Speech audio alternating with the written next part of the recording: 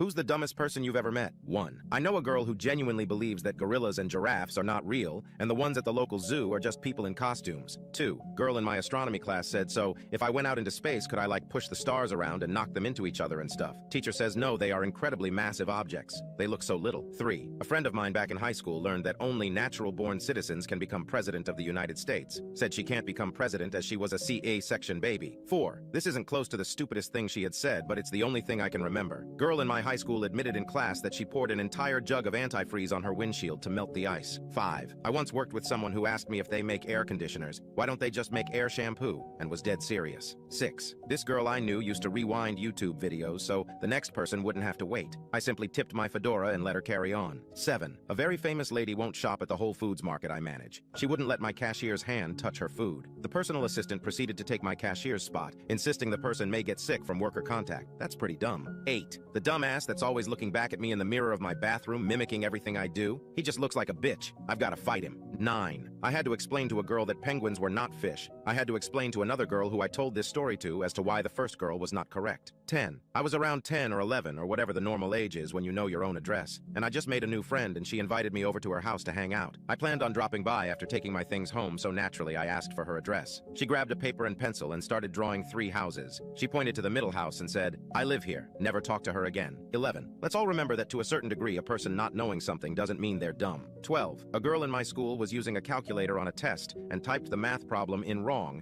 and she then proceeded to write down syntax error as an answer. 13. I once watched a girl at the gas station pump her Ford Focus full of diesel because it was the lowest price at the time.